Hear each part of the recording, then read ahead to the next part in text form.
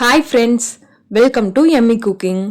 இன்னைக்கு நம்ம Yummy Cookingல பருப்பு சேர்க்காத இட்லி சாம்பார் எப்படி செய்யறதுன்னு பார்க்க போறோம். இந்த சாம்பார் பருப்பு சேர்த்து செய்யும்போது என்ன டேஸ்ட்ல இருக்குமோ அதே டேஸ்ட்ல பருப்பு சேர்க்காம ரொம்ப ஈஸியா குயிக்கா செய்யக்கூடிய ஒரு ரெசிபி அண்ட் இட்லி தோசைக்கெல்லாம் ரொம்பவே டேஸ்டா இருக்கும். இதை எப்படி செய்யறதுன்னு பார்க்கறதுக்கு முன்னாடி இந்த மாதிரி நிறைய யம்மியான ரெசிபிஸ்க்கு நம்ம Yummy Cooking சேனலை சப்ஸ்கிரைப் பண்ணிக்கோங்க. மறக்காம பெல் பட்டனை கிளிக் பண்ணிக்கோங்க.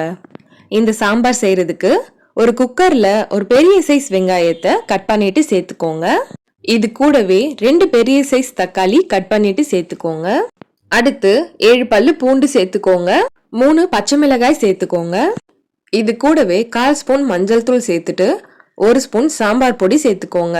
சாம்பார் பொடிக்கு பதில் நீங்க குழம்பு மிளகாய் தூள் கூட சேர்த்துக்கலாம். அடுத்து இதுல 1.5 டம்ளர் அளவுக்கு தண்ணி சேர்த்துக்கோங்க. தண்ணி சேர்த்துட்டு குக்கரை மூடி 2 விசில் விட்டு வேக வச்சு எடுத்துக்கோங்க. குக்கரோட ப்ரெஷர் ஃபுல்லா போனதும் குக்கரை ஓபன் பண்ணிக்கோங்க. இப்ப பாருங்க, இது நல்லா வெந்து வந்திருக்கு. இப்போ இந்த தண்ணியை தனியா எடுத்துட்டு தக்காளி வெங்காயம் நல்லா ஆறுனதுக்கு அப்புறம் ஒரு மிக்ஸி ஜாருக்கு மாத்திட்டு நல்லா பேஸ்டா அரைச்சு எடுத்துக்கோங்க. அடுத்து ஒரு கடாயில 2 டேபிள் ஸ்பூன் எண்ணெய் எடுத்துக்கோங்க. எண்ணெய் சூடானதும் இதுல 1/2 ஸ்பூன் கடுகு சேர்த்துக்கோங்க. கடுகு நல்லா பொரிஞ்சதும் இதுல ஒரு 2 காஞ்ச மிளகாய கிள்ளிட்டு சேர்த்துக்கோங்க. இது கூடவே 7 பல்லு பூண்டை தட்டிட்டு சேர்த்துக்கோங்க. அடுத்து ஒரு கொத்து கருவேப்பிலை சேர்த்துக்கோங்க. 1/4 ஸ்பூன் பெருங்காயத்தூள் சேர்த்துக்கோங்க. இது கூடவே 1/2 ஸ்பூன் சீரகம் சேர்த்துக்கோங்க. இது எல்லாம் நல்லா பொரிஞ்சதும் நம்ம அரைச்சு வச்சிருக்க பேஸ்ட்டை இதுல சேர்த்துக்கோங்க. ஜாரை அலசிட்டு அந்த தண்ணியை இதுல சேர்த்துக்கோங்க. அடுத்து தக்காளி வெங்காயத்தை வேக வைக்க யூஸ் பண்ண தண்ணியை தனியா எடுத்து வச்சிருந்தோம் இல்லையா, அதையும் இது கூட சேர்த்துக்கோங்க. இப்போ இதுல தேவையான அளவுக்கு உப்பு சேர்த்துட்டு இது நல்லா கலந்து விட்டுடுங்க. ஒரு கொதி வரட்டும். சாம்பார் கொதிக்க ஆரம்பிச்சிடுச்சு. இதையெல்லாம் நம்ம வேக வச்சுட்டு சேர்த்துருக்கிறதால இது ரொம்ப நேரம் கொதிக்க விட வேண்டாம். ஒரு 2 நிமிஷத்துக்கு மட்டும் கொதிக்க விடுங்க.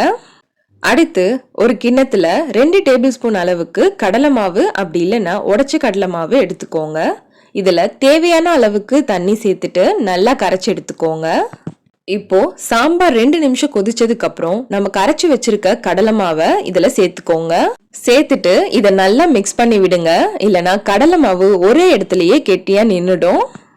கடலை மாவு சேர்த்ததுக்கு அப்புறம் சாம்பார் நல்லா திக்காகும். இந்த சாம்பார் தண்ணியா தான் இருக்கணும். சப்போஸ் உங்களுக்கு சாம்பார் திக்கா இருக்க மாதிரி இருந்ததுன்னா இந்த ஸ்டேஜ்லயே சாம்பாருக்கு தேவையான அளவுக்கு தண்ணி சேர்த்துக்கோங்க. சேர்த்துட்டு இது ஒரு 5 நிமிஷத்துக்கு கொதிக்க விட்டுடுங்க. இப்ப பாருங்க, 5 நிமிஷம் ஆயிருக்கு. சாம்பார் நல்லா ரெடி ஆயிடுச்சு. இதுல கொஞ்சமா கொத்தமல்லி சேர்த்துட்டு நல்லா கலந்து விட்டுட்டு ஸ்டவ் ஆஃப் பண்ணிடுங்க. இப்போ பருப்பு இல்லாத இட்லி சாம்பார் சூப்பரா ரெடி ஆயிடுச்சு. இது இட்லி தோசைக்கெல்லாம் ரொம்பவே டேஸ்டா இருக்கும்.